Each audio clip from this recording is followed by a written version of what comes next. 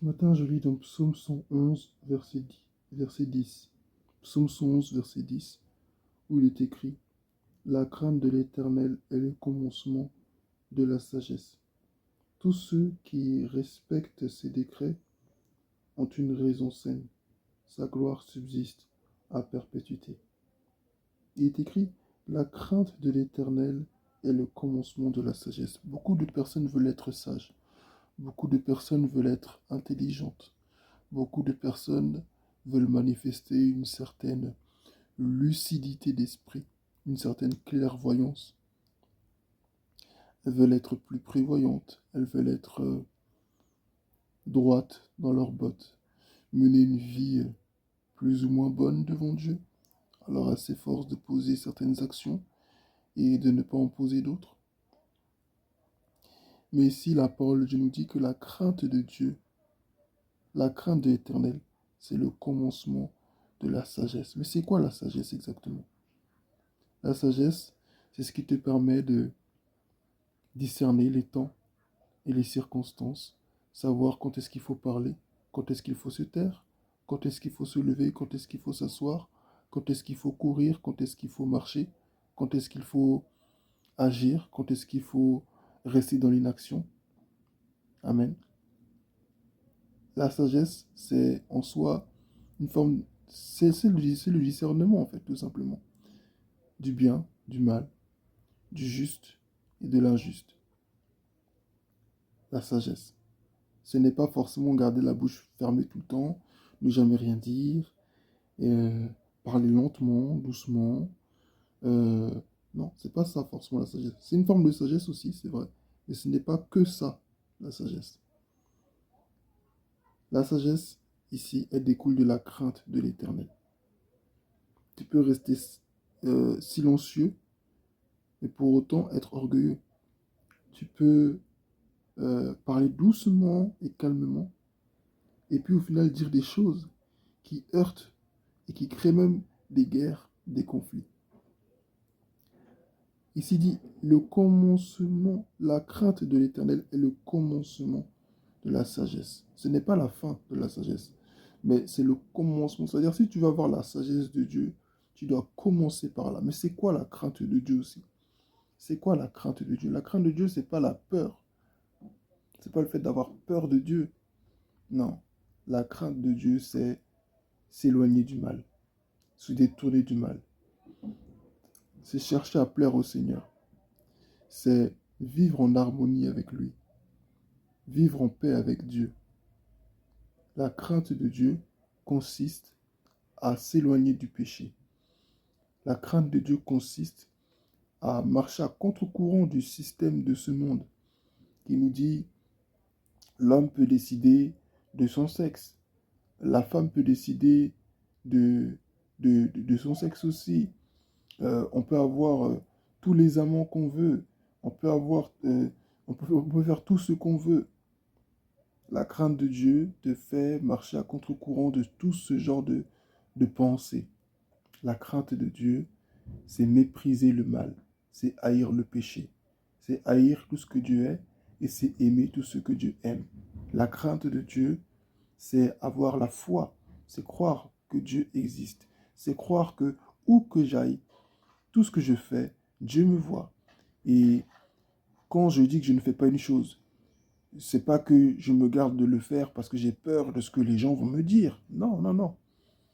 Non, non, non. Parce que les mêmes gens qui vont te dire que tu as mal fait, c'est les mêmes aussi qui vont te dire que tu as bien fait. Donc, c'est pas aux gens qu'on doit se fier pour faire ou ne pas faire des choses, mais c'est à Dieu. La crainte de Dieu, c'est savoir que aussi Dieu nous regarde, que Dieu nous voit. Non pas par peur de faire le moindre faux pas, non. Mais c'est-à-dire quand j'ai l'opportunité de faire le mal et que je vois cette opportunité qui vient à moi et que je discerne, je vois que ça c'est mauvais, je ne fais pas le mal. Amen. La crainte de Dieu te fait, te permet de plus te soucier de la vie de Dieu à ton égard, amen, que de la vie des hommes. Parce que les hommes peuvent t'applaudir à un endroit, et au même endroit, Dieu peut ne pas t'applaudir. Les hommes peuvent t'approuver dans certaines actions, Et Dieu peut aussi te désapprouver dans ces mêmes actions-là. Donc, c'est ça la crainte de Dieu. La crainte de Dieu qui te rend sage. La crainte de Dieu qui te rend intelligent. La crainte de Dieu qui te permet de plaire au Seigneur. C'est celle qui consiste à chercher à tout prix à satisfaire le regard de Dieu plutôt que celui des hommes. Quand tu as la crainte de Dieu, tu ne plais pas aux hommes. Ça peut être une conséquence, hein. Tu peux par conséquent plaire à certains hommes qui vont voir en toi une certaine forme de piété, d'intégrité, et qui vont te faire confiance à cause de cela. Tu peux avoir une certaine faveur auprès de certains hommes à cause de la crainte de Dieu que tu as, c'est vrai. Mais ce n'est pas l'objectif premier. Ce ne doit pas être le fer de lance. Ton but avant tout, c'est de plaire à Dieu. Et si en plaisant à Dieu, tu te déplais aux hommes, glorifie le Seigneur. Sois heureux pour cela. Si en plaisant à Dieu, en voulant tout prix plaire au Seigneur, des gens s'éloignent de toi, mais tant mieux. Souvent, nous avons l'habitude de dire, oui, Seigneur, aide-moi à choisir le bon partenaire, aide-moi à avoir de bonnes relations. Vous savez, le tri se fait naturellement, juste en ayant la crainte de Dieu. Si toi, tu as la crainte de Dieu, il y a des choix que tu ne peux pas faire. Toi-même déjà, il y a des gens avec qui tu sais que tu vas pas marcher. Parce que tu sais que cette personne-là, quand je marche avec elle, elle va m'entraîner loin de Dieu. Je ne peux pas marcher avec cette personne. La crainte de Dieu, là, je vais fermer une petite parenthèse. C'est pas elle qui va te faire croire que tu peux changer les gens. Non. Non, je marche avec cette personne et il va changer. Je vais marcher avec elle, mais elle va changer. Non, non. Est-ce que Dieu t'a envoyé le faire? Non. Dieu sait ce qui est trop fort pour toi. Dieu sait ce que tu peux supporter, ce que tu ne peux pas supporter. La crainte de Dieu ne te conduira jamais à aller dans le feu. Pourquoi je le dis? Parce que parfois, nous, on veut tellement bien faire les choses pour Dieu, hein, que on est prêt à marcher avec des personnes qui sont des dangers pour nous. Là, tout à l'heure, on parle de sagesse. On parle de sagesse. La crainte de construire la sagesse, c'est la crainte de l'Éternel. La crainte de Dieu te rend sage. Elle te fait elle te fait faire de bons choix. Amen. La crainte de Dieu, elle est basée sur le Saint-Esprit. C'est le Saint-Esprit qui met en nous cette crainte. C'est le Saint-Esprit qui fait naître en nous cette crainte. C'est le Saint-Esprit en nous, par la parole de Dieu, qui alimente en nous cette crainte et qui nous permet d'agir conformément à cette crainte. Amen. Qui est basée sur la parole de Dieu. Donc la crainte de Dieu te permettra de faire les bons choix, d'aller là où tu dois aller, de faire ce que tu dois faire comme tu dois le faire. Elle te permettra d'éviter certaines relations, des relations qui ne sont pas de Dieu. Que Dieu nous aide à avoir sa crainte. Quand on a la crainte de Dieu, automatiquement on manifeste sa sagesse. Et quand on a sa sagesse, on fait les bons choix. On ne va pas n'importe où, avec n'importe qui, pour faire n'importe quoi. Des semaines, tu peux passer des semaines à la maison. Tu peux passer des semaines, voire même plusieurs mois à la maison. Parce que le Saint-Esprit veut que tu restes à la maison pendant ce moment, ce temps-là. Tu iras faire tes courses, tu iras faire tes démarches, tu appelleras qui tu dois appeler si nécessaire, mais tu resteras à la maison. La crainte de Dieu te dira même parfois, même si c'est dans une église où tu vas aller là, ne va pas dans cette assemblée-là, ne va pas rendre visite à telle personne, n'appelle pas ce numéro. La crainte de Dieu qui te rend sage te poussera à faire certaines choses. La crainte de Dieu aussi te dira, va dans cette assemblée, appelle cette personne, tu vois, va à tel endroit. La crainte de Dieu aussi, c'est ça, qui te rend sage. La crainte de Dieu ne lie pas. La crainte de Dieu n'emprisonne pas. La crainte de Dieu, ce n'est pas un poids, c'est une délivrance. Une délivrance d'un joug étranger. Une délivrance, la délivrance du joug de ce monde. Amen. Souvent, beaucoup de personnes ont peur de ce mot parce qu'on pense que quand on voudra vraiment marcher avec Dieu, on n'aura plus le droit de ne rien faire. Non, mais c'est quoi mener une vie de sanctification? Crainte de Dieu, c'est quoi tout ça? Non, si aujourd'hui on me dit de faire ceci, de faire cela, je ne pourrai plus marcher comme je veux, je ne pourrai plus... Mais tu n'es pas censé marcher comme tu veux. Tu as donné ta vie à Jésus. Donc tu ne peux plus marcher comme tu veux. Ta vie ne t'appartient plus parce que tu l'as donnée à Jésus. Donc c'est normal que tu ne marches plus comme tu veux. C'est normal que tu ne fasses plus ce que tu veux. Parce que tu n'es plus censé faire ce que tu veux. Maintenant, tu es censé faire ce que Dieu veut. Tu es censé faire ce que l'Esprit de Jésus veut. Donc tu ne peux plus vivre comme toi tu veux. La crainte de Dieu, c'est le commencement de la sagesse. Et quand on est sage, on fait des choix sages. Tu ne peux pas aller encore aux mêmes endroits où tu allais avant. En disant que non, mais moi je veux rester libre. Tu veux rester libre comment? Mais si tu veux rester libre, il vaut mieux ne pas donner ta vie à Jésus alors. Pourquoi tu donnes ta vie au Seigneur? Pourquoi est-ce que tu as donné ta vie à Jésus? Pourquoi tu t'es fait baptiser? Pourquoi tu prends la Sainte Seine? Pourquoi est-ce que tu sers à l'église? Si au final, ton ancienne vie te plaît tant que ça, c'est que tu n'as pas besoin du Seigneur. Amen. C'est que tu n'as pas besoin du Seigneur au final. Donc je t'encourage, je m'encourage, je nous encourage à avoir la crainte de Dieu. La crainte de Dieu, c'est le commencement de la sagesse. Tu veux être sage, tu veux être intelligent à l'école, partout, et la crainte de Dieu. Tu veux faire de bons choix, tu veux être un bon conseiller, tu veux aider des gens autour de toi. Ne cherche pas à te nourrir de tout ce qui est développement personnel, c'est bien, hein, mais tu dois avoir d'abord la crainte de Dieu. C'est la crainte de Dieu qui doit être ton curseur, c'est la crainte de Dieu qui doit te fixer des bornes, qui doit te dire ce que tu dois faire, ce que tu ne dois pas faire. Et je le répète encore une fois, mener une vie de sanctification, ça va avec la crainte de Dieu, parce que tout va ensemble au final. Mener une vie de sanctification, la crainte de Dieu, tout ça, ce n'est pas une prison. Tu es peut-être jeune, toi qui m'écoutes. J'aimerais te le faire comprendre. Ce n'est pas une prison, c'est une réorientation vers une vie de liberté, vers une vie d'indépendance, indépendance vis-à-vis du péché, indépendance vis-à-vis des désirs de ce monde. Les gens aujourd'hui ne peuvent pas se passer du téléphone. Les gens ne peuvent pas se passer de sortir, d'aller au cinéma, d'aller à la piscine, d'aller à la plage, il fait beau, d'aller voir tel, d'aller voir tel. Vivre dans ce système-là, c'est un système de dépendance. Je ne dis pas que tout ce que je viens de dire est mauvais. Mais quand tu ne peux pas t'en passer, oui, ça devient mauvais. Quand tu ne peux pas t'en passer, oui.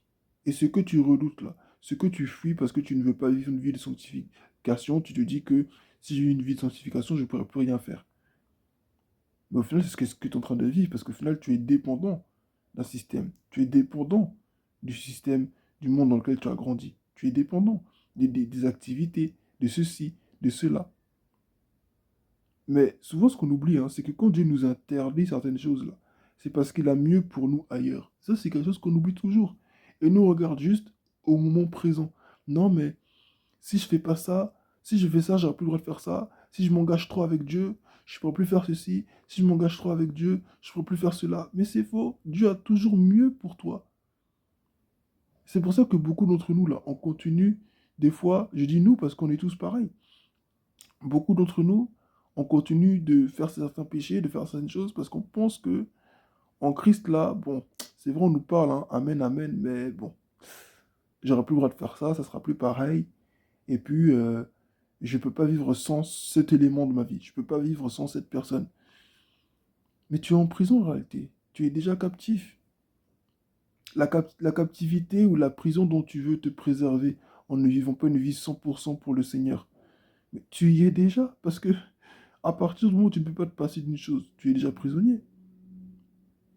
Et cette prison, et dans cette prison-là, en plus, de cette dépendance, en plus, tu es dégradé, ça te dégrade, ça te détruit de l'intérieur. Tu penses que ça te fait plaisir, et certainement que ça te fait plaisir, tu penses que ça te fait du bien, que tu es en sécurité, que tu es vraiment heureux, mais à la fin, ça te dégrade. Parce que il suffit que dans ce cercle-là, dans ce décor, une seule chose aille de travers, et ta vie est chamboulée dans le mauvais sens. Et toute ta vie en prend un coup. Des larmes, des pleurs, parce que c'est ça la Bible dit dans Proverbes chapitre 12 au verset 10 ou 11, si je ne me trompe pas, où il est écrit que la bénédiction de l'Éternel, c'est la bénédiction de l'Éternel qui enrichit, elle ne se fait suivre d'aucun chagrin. Mais comment jouir de cette bénédiction qui enrichit et qui ne se fait suivre d'aucun chagrin? C'est par la crainte de Dieu, tout simplement. Mais nous, on ne veut pas avoir la crainte de Dieu. Nous, on veut vivre comme on veut. Parce qu'on pense que de la manière dont on veut vivre là, c'est ça qui est bon. Mais Dieu a mieux pour toi. Quand on parle de la vie, parle de la vie éternelle. La vie éternelle, c'est quoi? C'est pas le fait d'être immortel. La vie éternelle, c'est pas le fait d'être immortel. Non, sinon on te tire deux, trois balles dans la tête, t'es mort. Donc c'est pas ça. T'as accepté Jésus, oui, mais si tout de suite on te poignarde, ben, t'es mort, t'es mort. Donc c'est pas la vie éternelle, c'est pas le fait d'être immortel. La vie éternelle, c'est une qualité de vie supérieure à celle que le monde nous propose. Et quand je parle de qualité de vie supérieure, je ne parle pas de richesse financière forcément. Amen. Mais je parle de qualité de vie, c'est-à-dire La joie authentique là, que tu n'as pas connue dans le monde, tu vas la connaître en Christ. L'amour véritable que tu n'as pas connu quand tu n'étais pas en Jésus, c'est en Jésus et avec Jésus seul que tu vas le connaître. Donc je t'encourage à avoir la crainte de Dieu. Aie vraiment la crainte de Dieu. Aie la crainte de Dieu. Ayons la crainte de Dieu. C'est pas une prison d'être en Christ. C'est pas une prison d'être consacré. C'est pas une prison. Peut-être que toi qui m'écoutes, qui es venu jusqu'ici, tu as un appel sur ta vie. Tu as un appel particulier que Dieu a mis sur ta vie. Mais tu as peur de te consacrer à 100%. Parce que tu te dis, mais si je me donne vraiment à 100%, non, les gens vont dire que je suis trop saint. Si je me donne à 100%, et ça, j'aurais plus le droit de le faire. Ça, cette personne, je ne pourrais plus. Et tu es là, tu tournes, tu tournes, tu tournes, tu luttes en toi-même. Non, arrête de lutter. Tu ne sais même pas ce qu'il y a de l'autre côté. Tu ne sais même pas ce qu'il y a derrière le choix que tu vas faire. Tu ne sais même pas. Oui, il y a des combats. Oui, il y a des souffrances. Bien sûr que tu vas souffrir. Mais tu seras heureux. Tu auras des combats. Les gens vont se rencontrer contre toi. Mais je peux te dire que c'est quand tu vas vraiment faire le choix de marcher avec Jésus, là, que les masques aussi vont tomber. C'est quand tu vas vraiment faire le choix de marcher avec le Seigneur, vraiment, pour de vrai. Que tu vas vivre la vraie liberté. Parce que tu vas voir qu'en fait, tout ce dont tu dépendais avant, là, en fait, mais il y a 1000 fois mieux que ça. C'est quoi aller à la piscine? C'est quoi aller au cinéma? C'est quoi aller en vacances dans tel endroit? C'est quoi aller en boîte? C'est quoi boire ou fumer? En réalité, tout ça, c'est rien à côté de Jésus. Donc, je t'encourage à réellement avoir la crainte de Dieu. Car c'est de là que va découler la sagesse. La sagesse dont tu as besoin pour prendre les bonnes décisions, pour marcher avec les bonnes personnes, pour faire ce qu'il faut faire.